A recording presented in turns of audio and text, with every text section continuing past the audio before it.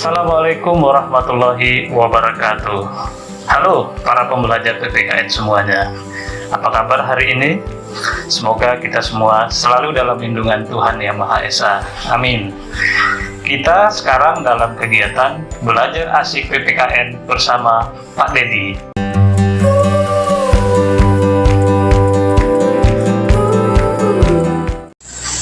Para pembelajar, masih ingat dasar negara kita apa? Tepat sekali, Pancasila. Pancasila merupakan kesepakatan para pendiri negara kita pada saat mempersiapkan kemerdekaan Indonesia. Dan uniknya, proses perumusannya berhubungan erat dengan penjajahan Jepang di negara kita. Kok bisa ya? Mau tahu? Mari ikuti pembelajaran berikut ini.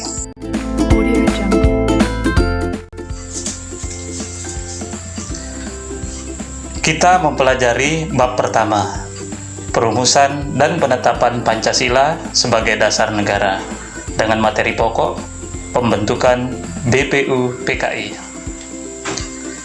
Indikator pembelajaran ada 4. Yang pertama, sikap spiritual, yaitu bersyukur atas perumusan Pancasila sebagai dasar negara.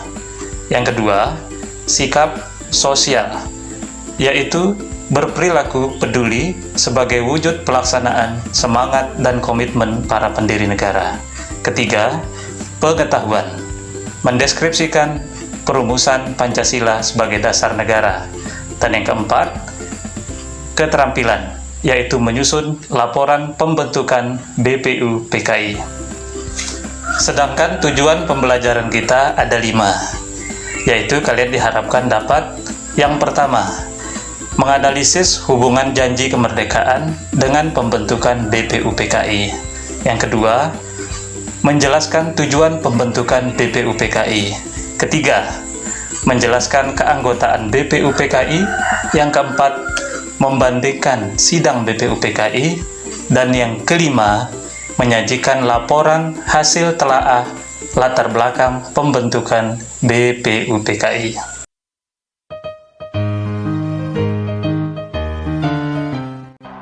Setelah berhasil menguasai Indonesia, Jepang selalu menggembar-gemborkan bahwa rakyat Indonesia adalah saudara tuanya. Berbagai upaya dilakukan untuk menarik simpati rakyat Indonesia. Misalnya Gerakan 3A, yang mengatakan bahwa Jepang sebagai pelindung Asia, Jepang pemimpin Asia, dan Jepang cahaya Asia.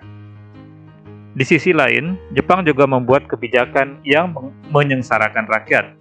Contohnya, mempekerjakan rakyat secara paksa, yang disebut Romusha, menggunakan rakyat sebagai tentara, merampas hasil bumi rakyat, dan lain-lain.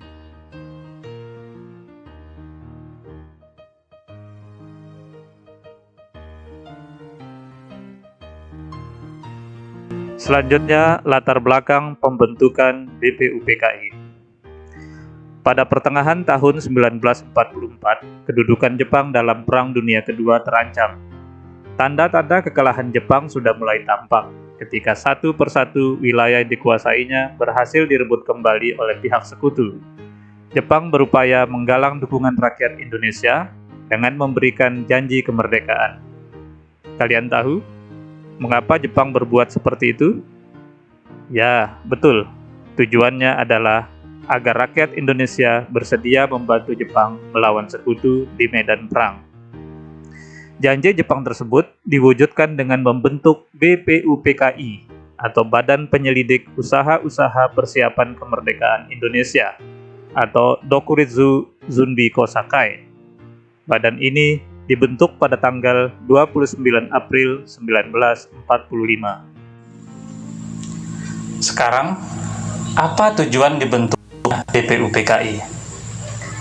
BPU PKI dibentuk untuk mempelajari dan menyelidiki hal-hal penting yang berhubungan dengan politik, ekonomi, pemerintahan, dan lain-lain yang dibutuhkan bangsa Indonesia dalam menyambut negara Indonesia yang akan merdeka. Sekarang informasi tentang keanggotaan BPU PKI. Tokoh yang dipercaya sebagai ketua BPU PKI adalah Dr. KRT Rajiman Wedio Diningrat. Selanjutnya, Wakil Ketua yaitu Ichibagashi Yoshio sebagai perwakilan Jepang dan R.P. Suroso sebagai perwakilan Indonesia. Anggota BPUPKI berjumlah 62 orang dari tokoh-tokoh bangsa Indonesia dan 7 orang perwakilan dari Jepang.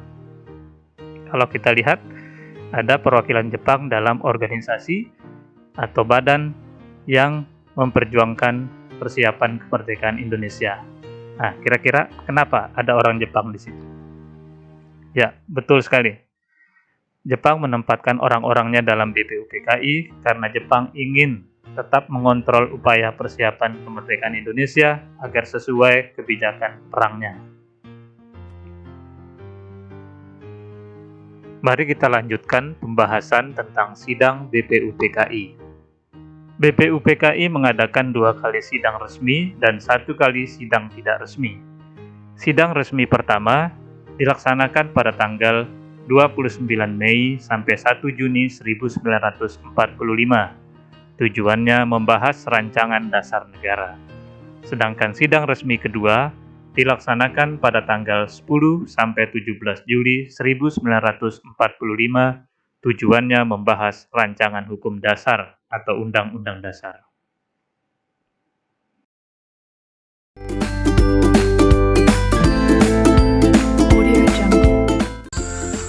Para pembelajar, mari kita simpulkan hal-hal pokok dari topik pembelajaran kita pada kesempatan kali ini. Yang pertama, Jepang membentuk BPUPKI untuk memenuhi janji kemerdekaan sebagai upaya menarik simpati rakyat Indonesia agar membantunya menghadapi sekutu dalam Perang Pasifik. BPUPKI dibentuk pada tanggal 29 April 1945 dengan tujuan menyelidiki dan mempelajari hal-hal penting yang dibutuhkan oleh negara Indonesia yang akan merdeka kelak.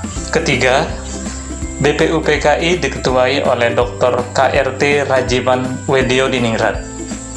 Susunan keanggotaannya unik karena masih melibatkan orang Jepang, baik sebagai wakil ketua maupun sebagai anggota.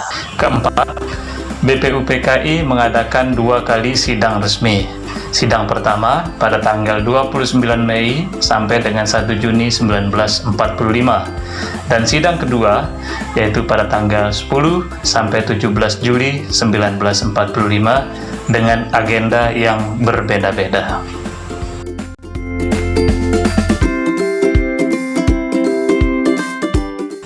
Para pembelajar, kita sudah masuk pada akhir kegiatan pembelajaran kita. Terima kasih telah mengikuti seluruh rangkaian kegiatan ini dengan baik.